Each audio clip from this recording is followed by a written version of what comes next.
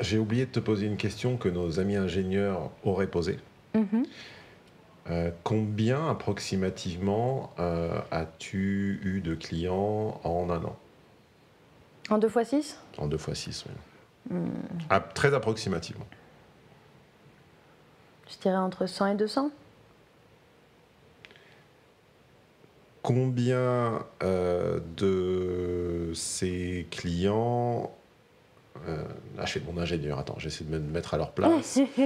Ils auraient sans doute envie de savoir...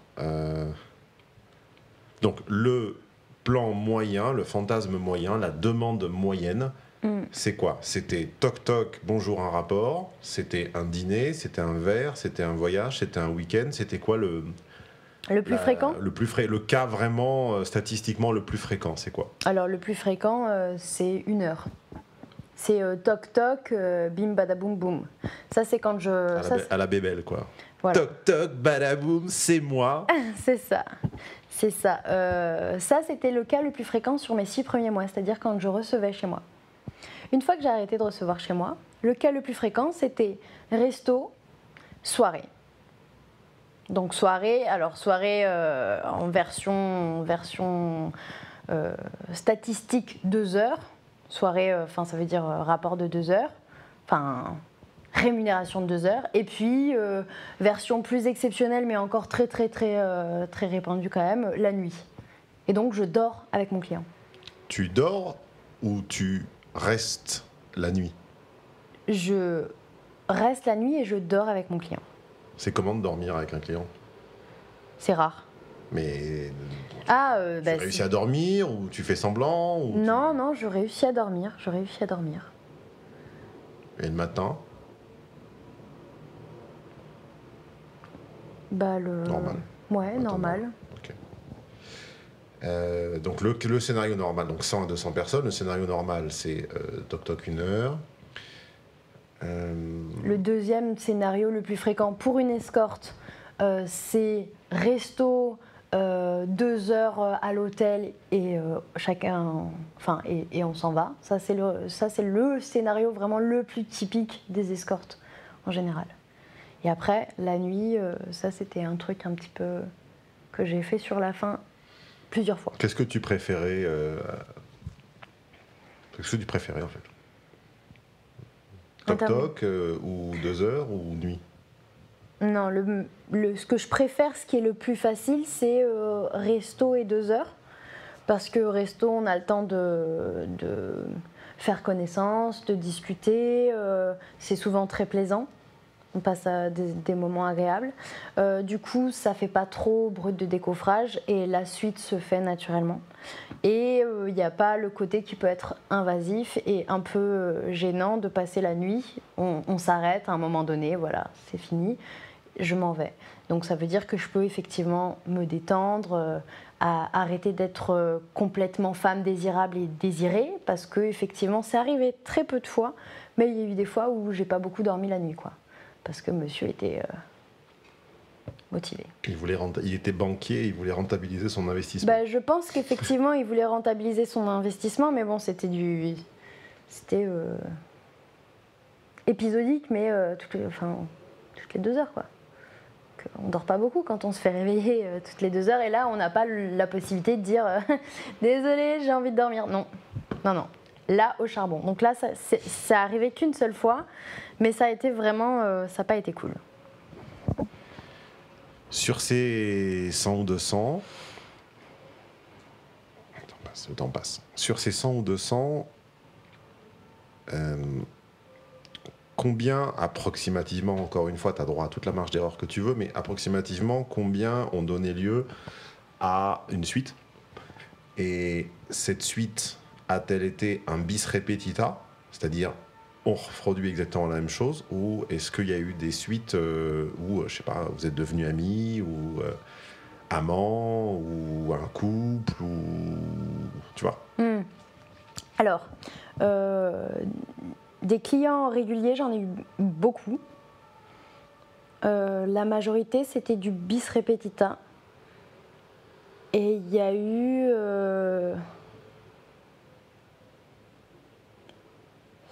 il y a eu 3 personnes avec qui c'était pas pareil à chaque fois.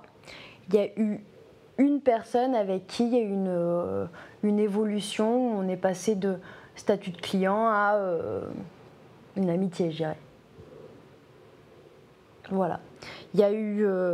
Donc c'est extrêmement petit par rapport à 100 ou 200. Oui, c'est extrêmement petit. Après, c'est aussi une manière de...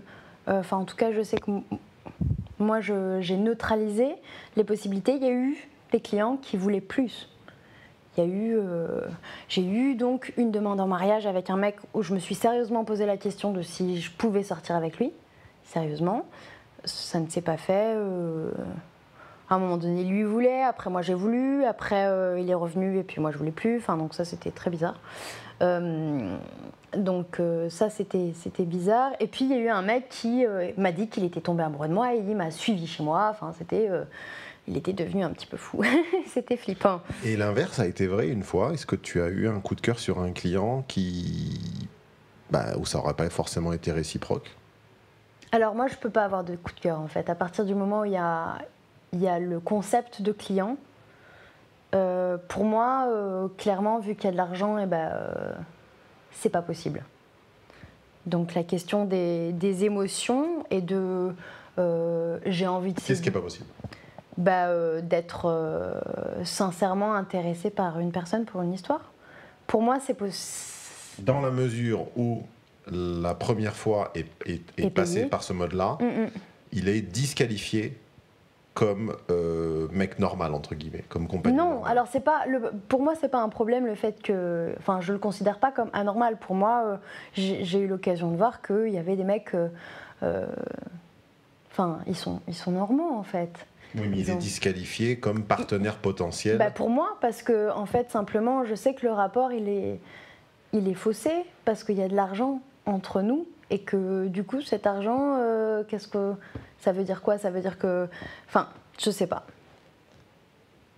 C'est une vraie question que je me suis posée à un moment donné, notamment quand cette personne m'a fait des avances répétitives et que j'avais de l'affection pour cette personne, une vraie affection. Vous avez quel type de rapport? Vous vous revoyiez? Oui, on s'est vu plusieurs fois, on s'est vu... Vous recouchiez ensemble, ou oui. c'était un rapport amical ou... Non, c'était pas un rapport amical, il y avait de l'argent. La dernière fois qu'on s'est vu, il n'y avait pas d'argent.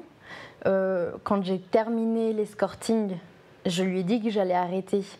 Et il m'a dit j'aimerais bien te voir une dernière fois, et j'ai accepté de le voir une dernière fois, et c'était mon dernier client.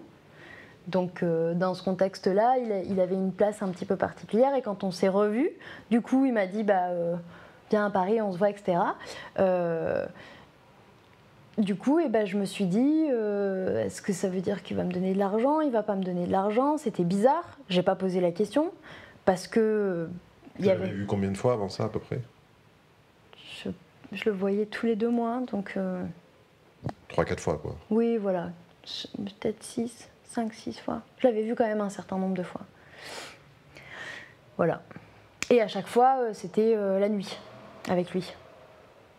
Donc, ouais. Quels étaient tes tarifs pendant la majeure partie de ton expérience? Alors, mes tarifs étaient 200 € de l'heure.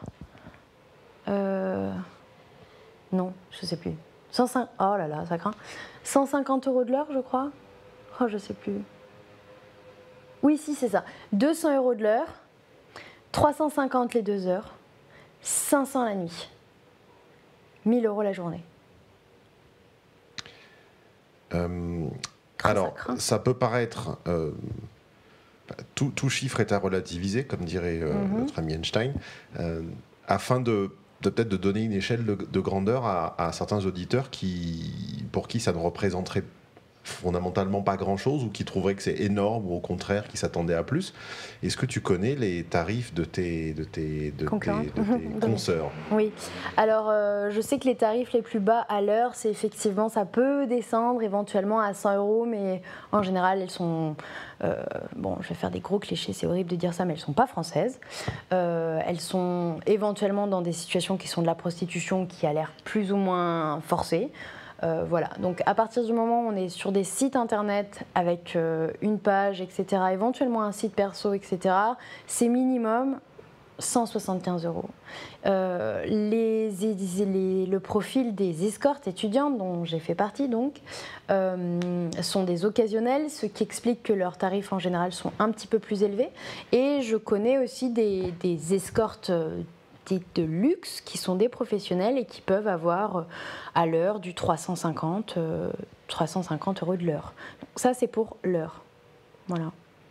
Donc, Comment fixe-t-on, quand on est une femme et qu'on envisage de faire ça, comment est-ce qu'on se situe sur cette échelle? Comment est-ce qu'on décide que l'on vaut 100, que l'on vaut 200, que l'on vaut 300, que l'on vaut 400, que l'on vaut plus?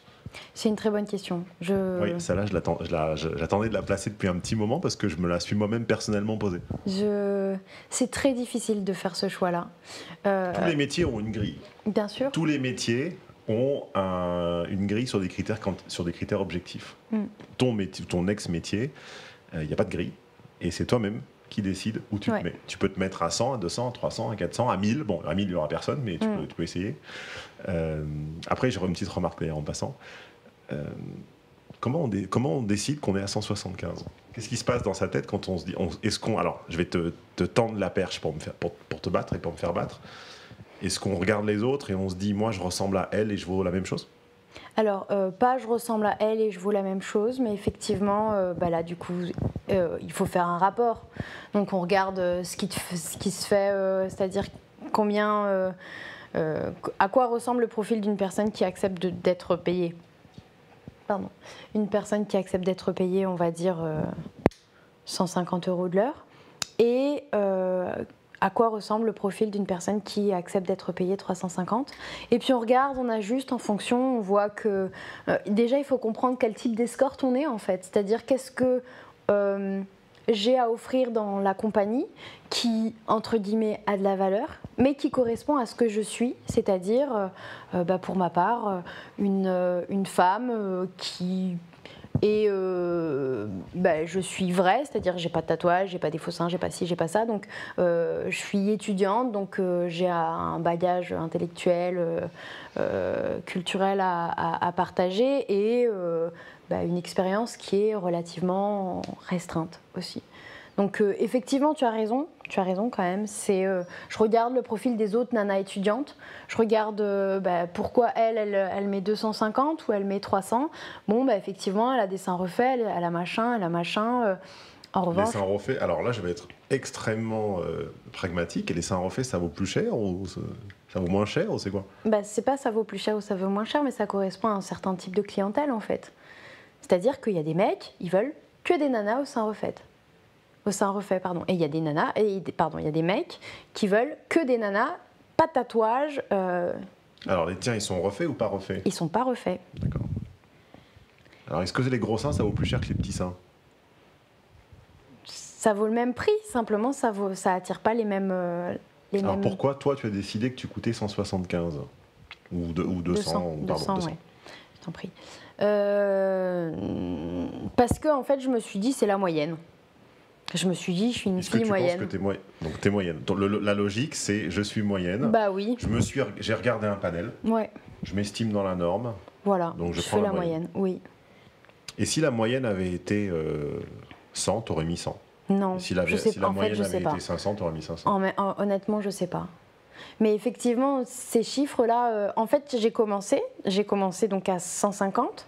150, je t'ai dit que c'était pour 1 heure, mais j'ai dit des bêtises parce que ça a duré plusieurs heures. 2, 3, en tout cas, ça a dépassé le tarif. Je vais aller vérifier. Oui, mais voilà. Comment j'aurais pu appeler ce mec-là? Non, mais du coup, en échangeant avec une escorte sur ce forum-là, elle m'a dit mais ça va pas du tout, tu peux pas accepter qu'on te donne 150 € pour 2-3 heures, c'est de la prostitution, les nanas qui sont sur le trottoir. Très intéressant. Quelle est la nuance qu'a faite cette personne entre escorting et prostitution, entre appartement et trottoir? Alors, justement, pour elle, il y a une différence déjà dans le fait que tu choisis de faire ça, tu n'es pas forcé de faire ça, et tu tu dois y mettre le prix, quoi. Ça coûte quelque chose. Ça coûte quelque chose qui est pas... C'est pas 20 balles la pipe, quoi. Voilà. Donc ça veut dire que ça doit coûter. Je sais pas, non, c'est nul ce que je dis. Je suis désolée, je saurais pas te dire exactement. Freud a dit la même chose de la psychanalyse. Il a dit si on sent pas la thune qui sort, ça marche pas bien. Bah voilà. Lui qui lit le limite mieux que moi. Est-ce que ça serait pas le moment de rappeler que... Alors j'aurais pu le dire au début, j'aurais pu le dire à la fin, bah écoute, c'est ni l'un ni l'autre, c'est au milieu, vers la fin. Est-ce que c'est pas le moment de rappeler que... Alors, je vais te la poser à l'envers. As-tu, à un moment ou à un autre de ton expérience, été contrainte, été encouragée, été forcée? Et si oui, par qui?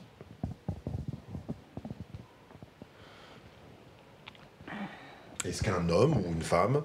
Quelqu'un d'extérieur, tu veux dire? Oui. Est-ce qu'un homme ou une femme t'a contrainte par la force ou par les mots ou par une menace quelconque, externe, à pratiquer l'activité d'escorting et à échanger tes faveurs contre de l'argent? Est-ce qu'un homme ou une femme prélever une partie de ses sommes? Non, bien sûr que non. Bien sûr que non. Non, c'est gérer ton emploi du temps, le nombre de tes clients? Pas du tout. Non, pas du tout. Non, je pensais que tu parlais de la question de la force, de la violence qu'il peut y avoir, qui peut être subie. Non, je disais, est-ce que tu as été libre de faire ce choix-là? Oui. Est-ce que tu l'as démarré par ton bon vouloir, arrêté par ton bon vouloir, redémarré par ton bon vouloir et cessé de ton bon vouloir? Totalement, c'est un choix qui est... De ton libre arbitre plutôt que bon vouloir. C'est un choix que j'ai fait en toute liberté, en ce qui concerne chaque rencontre, le début, la fin, l'arrêt de cette activité. Tout ça était de l'ordre de mon choix individuel et en toute liberté. Il y a alors, on approche de la fin de cet entretien, hein, ça fait déjà plus d'une heure, en tout cas à ma montre. Il y a un élément que je n'ai pas forcément entendu de ta bouche, donc je vais te le remettre un petit peu dans les mains, puis t'en feras ce que tu voudras. Je l'ai entendu un peu au début, et puis il a disparu avec l'aspect routinier. Tu ne nous as pas beaucoup dit si c'était agréable et si ça te plaisait, en fait. Eh ben, je ne l'ai pas beaucoup dit parce que c'est une question... Ça peut être oui au début, non à la fin, ou non au début, oui au milieu, et puis plus à la fin. Ou, tu vois, toutes les réponses, encore une fois, sont envisageables. Ne te force pas à simplifier à outrance ta réponse. Je peux complètement comprendre que d'un mois sur l'autre, t'aimais plus... c'est-à-dire qu'en fait, c'était pas d'un mois sur l'autre, c'était d'un moment à l'autre. C'est une expérience qui est très très ambivalente et qui dépend à la fois de ta disposition d'esprit et de ta capacité à être disponible pour ce jeu-là, parce que c'est un jeu. En tout cas, moi, le moment où je l'ai vécu de manière excitante, plaisante, c'était un jeu et c'était le jeu de on va rencontrer quelqu'un et on va aller au bout et ça va être une rencontre totale et ça va être comme ça et ça va être chouette, on va rigoler, on va se faire plaisir, on va se faire du bien. J'ai pris mes premiers, enfin pas mes premiers, mais sur le plan sexuel, j'ai vraiment franchi un grand cap dans le plaisir avec des clients. Voilà, ça c'était quand même une belle découverte. Est-ce que tu veux dire par là que tu as eu plus de plaisir avec certains clients qu'avec tes petits amis normaux? Oui, tout à fait. Pourquoi d'après toi? Ou comment ça se fait? Parce qu'ils s'occupaient de moi. Est-ce que tu veux dire par là que les garçons que tu rencontrais par les moyens normaux, c'est-à-dire site ou rue ou danse ou que sais-je, te valorisaient moins parce qu'ils n'avaient pas à payer et du coup ils te traitaient moins en princesse, en objet de valeur, en sujet de valeur plutôt? Alors oui, tu le dis bien, c'est peut-être ça effectivement. J'ai eu plus l'impression de vider les couilles des mecs quand j'étais libertine sans demander d'argent plutôt que lorsque j'étais escorte, paradoxalement. C'est le grand paradoxe. C'est complètement mon hypothèse, c'est pour ça que tu me vois pas ni hausser les sourcils, d'accord, parce que c'est exactement ce que je pense depuis toujours. Et oui, ben voilà. Même par rapport aux pratiques des préliminaires, la question du cunilingus, on m'a jamais fait autant de cunis que quand j'étais escorte. Mais genre, c'est la folie, quoi. À chaque fois. À chaque fois. Donc on en déduit que t'aimes bien ça. On en déduit qu'en tout cas pour moi c'est quelque chose qui peut être propice au plaisir féminin et que c'est quelque chose que j'avais quasiment jamais expérimenté avant d'être escorte. Ouais, on est d'accord. Alors, puisque tu abordes le sujet, tu vois, dans ma liste, j'avais une petite ligne qui s'appelait position et pratique. Alors je suis désolé, elle va te faire un peu rougir, ou peut-être pas du tout d'ailleurs. Non, ça devrait aller, je pense. Quelles sont les demandes en termes de position, en termes de pratique des clients? Vous écoutez bien Confession d'une escorte avec, à mes côtés, Lou. Écoutez la suite en cliquant sur la petite vidéo suivante.